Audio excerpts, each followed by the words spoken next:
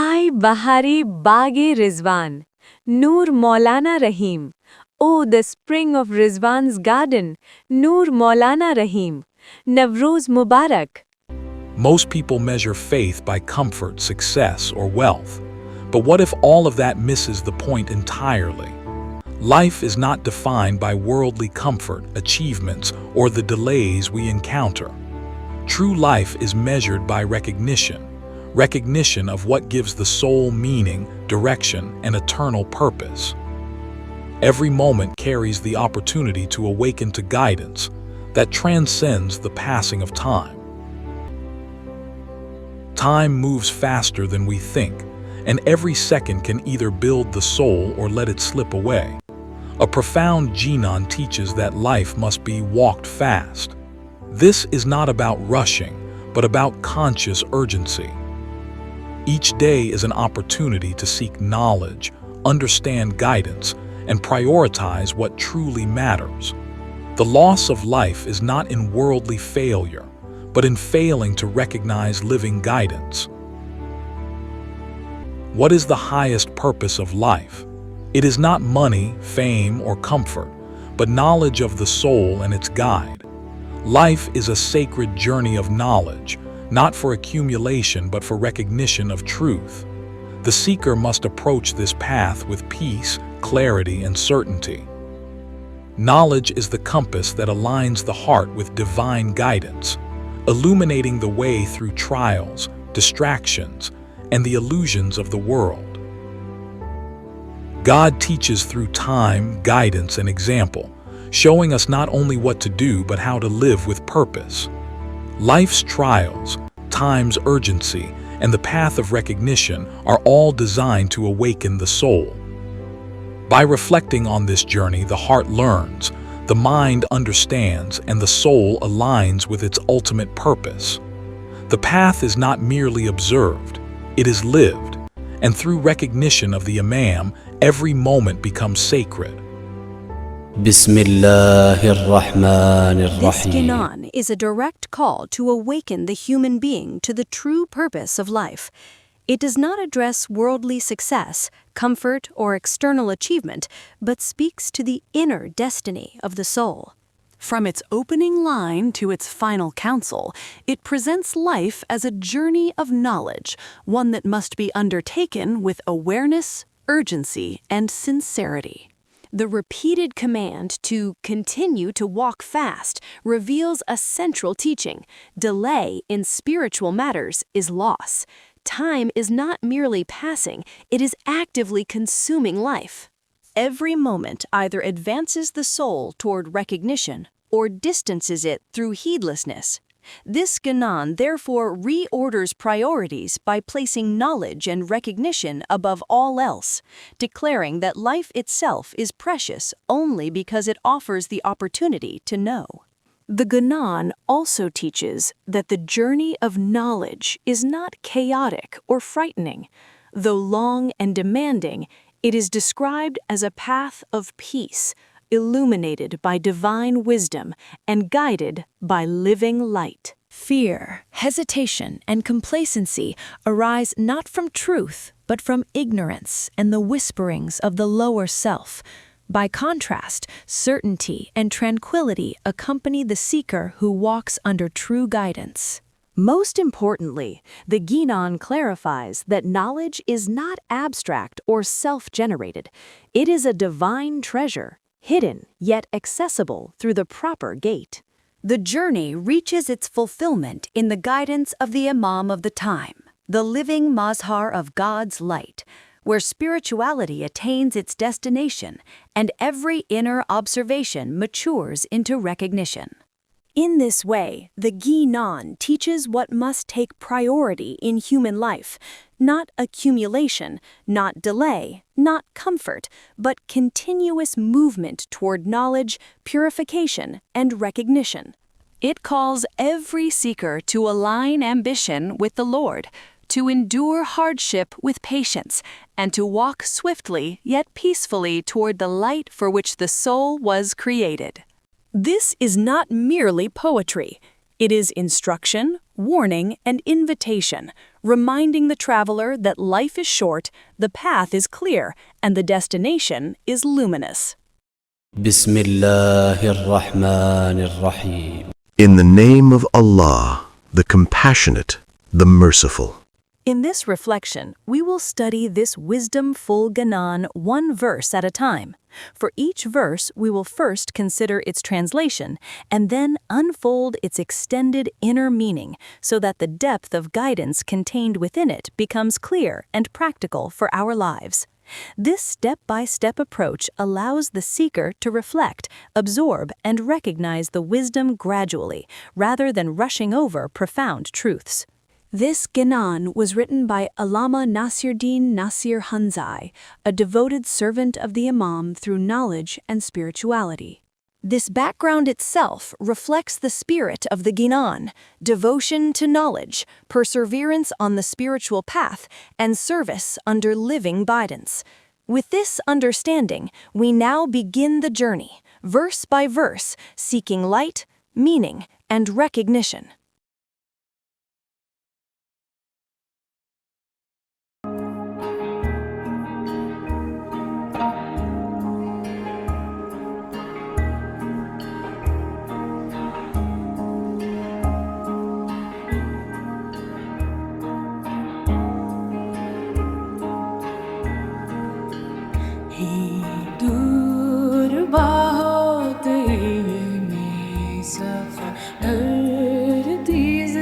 चला चल पुरअमन हैरान धरती से चला चल.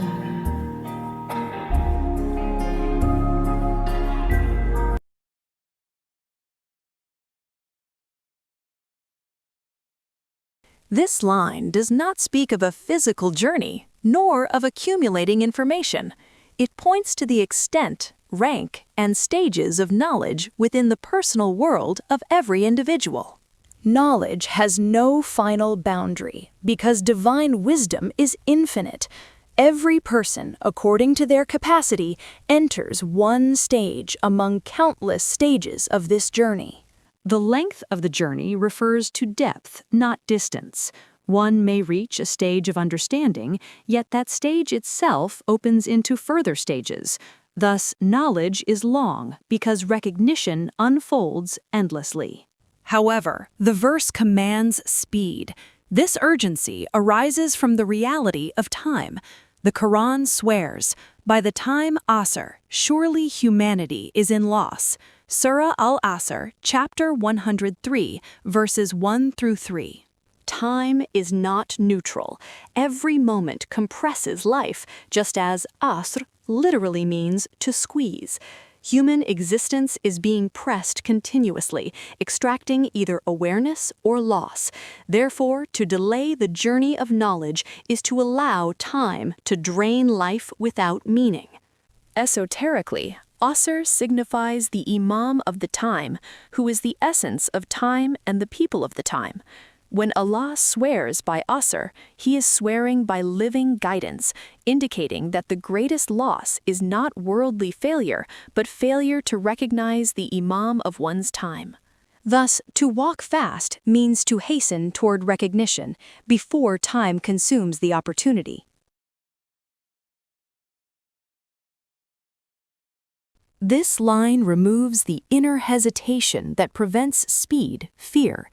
Many souls delay the journey of knowledge because they fear losing familiarity, certainty, or inherited assumptions. But the Ginān reassures that the path of true knowledge is full of peace. This peace does not come at the end. It accompanies the journey itself when one walks under true guidance. Recognition brings inner balance, not confusion. Fear belongs to ignorance. Peace belongs to light. The Quran clarifies who is saved from loss, except those who truly believe, do good deeds, and exhort one another to truth and patience. Here, belief is not passive faith, but recognition, and good deeds include the journey of knowledge itself. Exhorting one another to truth reflects shared guidance under the Imam, while patience ensures steadiness without stopping. Therefore, speed and peace coexist. When fear is removed through recognition of the Imam of the time, the soul can move swiftly without anxiety. This is why the command is repeated: continue to walk fast, because delay, not movement, is the true danger.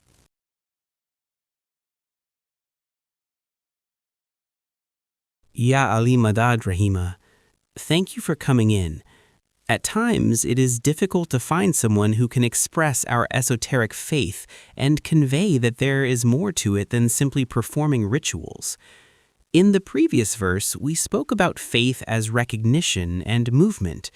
As we extend the poem now, where does Islam itself fit into this urgency? Ya Ali Madad Rahim, my pleasure. The Imam has said that the greatest service one can give is to help lift a soul to its desired destination. He once explained, "This means that as you live in the physical world, your intellect lives in another world." Toronto, Canada, 17th November, 2017. At its roots, Islam is not a religion of delay. It presents itself as the religion of fitrat, the natural disposition upon which the human being is created. Movement toward truth is not imposed from outside, it is already written within us. To remain stagnant is not neutrality, it is resistance to our own nature. You're saying stagnation is unnatural. Exactly. The Quran says, "Set your face toward the religion upright, the fitrat, law of nature of Allah upon which He created humankind." A seed that refuses to grow rots. A child who refuses to mature suffers. In the same way, a soul that delays its spiritual journey violates its own design. That is why urgency is not impatience, it is alignment. Many people think spirituality is optional, something to return to later in life. How does this idea sit with the law of nature? It doesn't. Law of nature means the soul is already oriented toward recognition. The journey is inherent, not elective. Delay is time that will not come back, thereby creating inner tension, confusion, and fear. When the soul does not move forward, it doesn't stay still. It moves backward into anxiety. I am sure there is guidance from the Imam on this matter. Yes, Maulana Shah Karim alayhi salam addressed both the young and the old, who say, "I will fulfill this duty tomorrow." Tomorrow does not return. And to those who say, "I am too old to do it now," he reminded us that one is never too old. This guidance was given in 1967 and reinforced again in 1973, not to mark time, but to awaken responsibility. Decades have passed, yet many still delay and take it lightly. When he said, "I make this firman today because I would like you to keep it in mind and to act upon it," the word today was not limited to that moment. It extends to every moment that follows.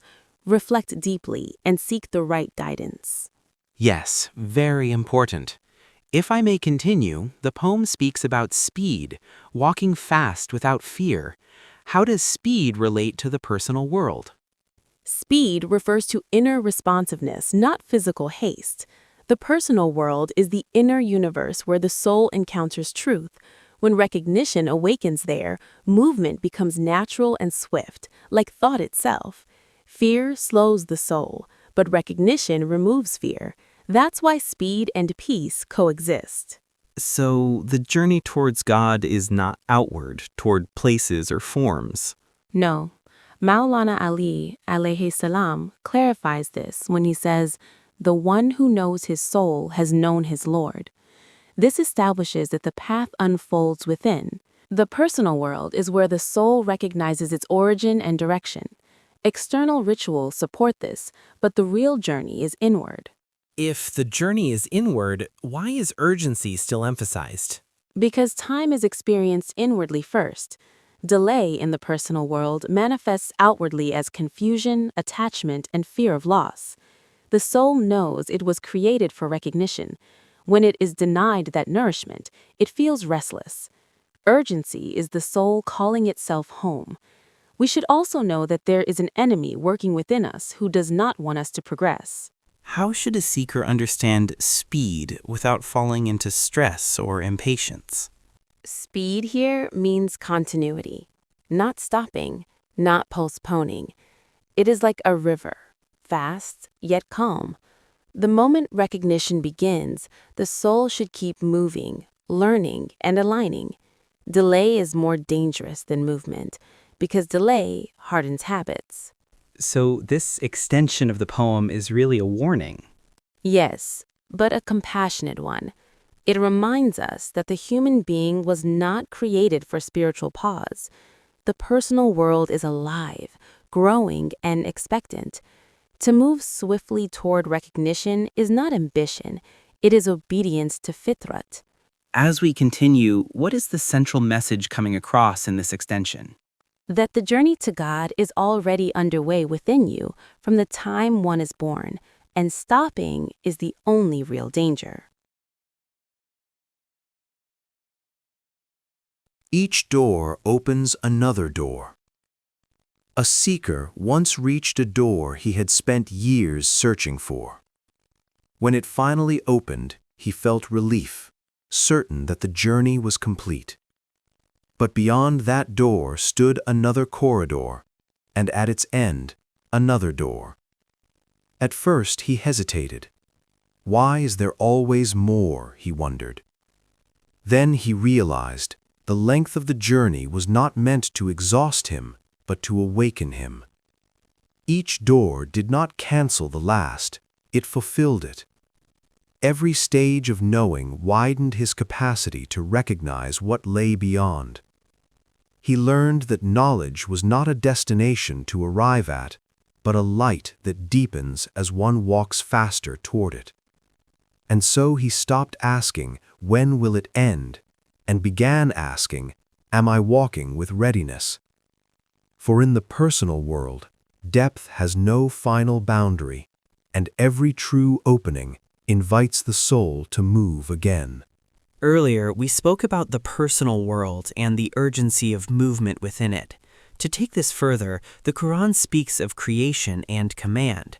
Why is this distinction important for understanding the spiritual journey? Because it explains why the human being is never still.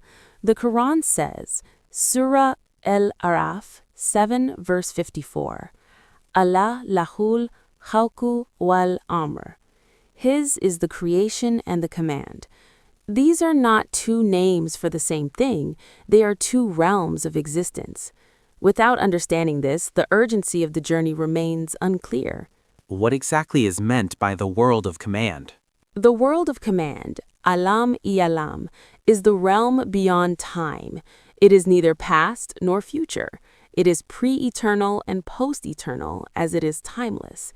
This is the realm and reality of the soul, intellect, light, and meaning. It does not decay, does not age, and does not move from one moment to another. And the world of creation? The world of creation, alam al-khalq, is entirely different. It is bound by time. Everything within it is constantly changing, moving from the present into the past and leaning toward the future. Bodies grow, weaken, and disappear. Forms arise and dissolve. Nothing here is permanent. So where does the human being stand between these two realms? This is what makes the human being unique. The soul belongs to the world of command, but it is clothed temporarily in the world of creation. One part of us is timeless, while another part is constantly changing. This dual belonging is why human life feels like continuous movement and transformation. Is this why inner restlessness exists even when outer life seems stable? Yes, the soul remembers permanence even while living in change. When a person identifies only with the world of creation, with body, form, and time, the soul feels displaced. The urgency of the spiritual journey arises from this mismatch between origin and environment. Can you give a simple way to understand this difference? Think of electricity and a light bulb. Electricity itself is unseen and constant. The bulb through which it shines may flicker, weaken, or burn out. The soul is like electricity. It belongs to the realm of command. The body is like the bulb, temporary and subject to change. How does this understanding affect the idea of speed in the spiritual journey? Speed becomes natural once we realize where we truly belong. The soul seeks what is timeless. Delay happens when we mistake the changing for the permanent. Recognition reconnects the soul to its origin, and movement accelerates without strain. So the urgency is not imposed from outside. No, it rises from within. The soul remembers the world of command where it was born and gave baya. Every moment spent unaware feels like distance. That is why the journey presses forward, not because time is short, but because truth is already present. How does this relate back to the poem? The poem reminds us that while the body moves through time, the soul belongs beyond it, and recognition is the bridge that reunites the two. We've spoken about creation and command, and how the human being belongs to both. But within the world of creation itself, what law governs human existence? The law is continuous motion. In the world of creation, nothing remains as it was. Human life is defined by uninterrupted progression, whether one is aware of it or not. The Quran describes human development in very vivid stages. Why is this description so important? Because it shows that change is not accidental, it is divinely patterned. The Quran traces the human being from clay to a drop, to a clot, to a lump, to bones, to flesh, and then to another creation. Each stage fully replaces the previous one. Nothing lingers, nothing pauses. So even physically, there's no room for remaining the same. None at all. The embryo does not remain clay, and it does not stay a clot. Progress is unavoidable. This teaches us that stagnation is not part of the divine design. Movement is built into existence itself. How does this physical law relate to the inner, spiritual life? It mirrors it exactly. Just as the body must advance through stages to reach completion, the soul is also meant to progress. Remaining fixed at the level of outward form, ritual alone, or inherited belief contradicts the pattern God has placed in creation.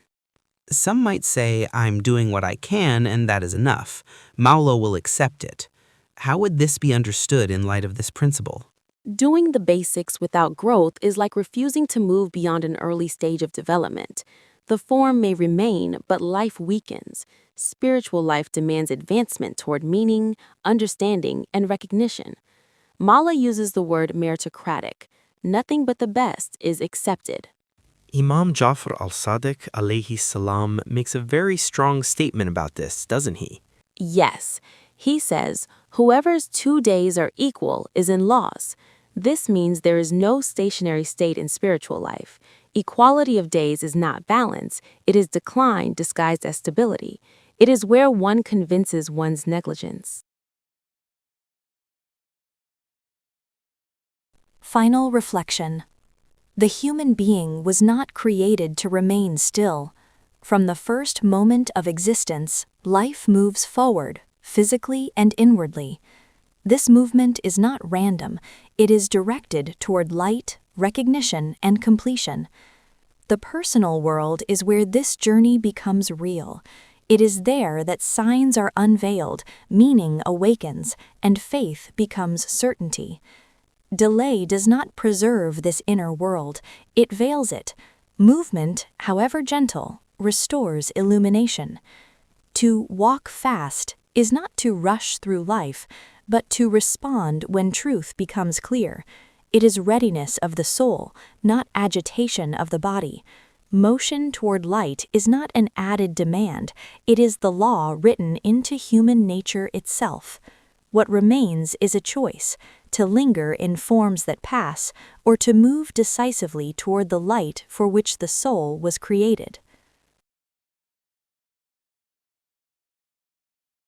Final message. You were created in motion, shaped for recognition and destined for light. To move forward is not urgency imposed from outside, it is the soul remembering its purpose. When truth becomes clear, delay darkens and movement illuminates. Walking toward the light is not a choice added to life, it is the fulfillment of life itself. In the next session, we will continue this journey by exploring the second verse through the same reflective Q&A. Until then, subscribe and share generously so that others too may rise towards the light we all seek.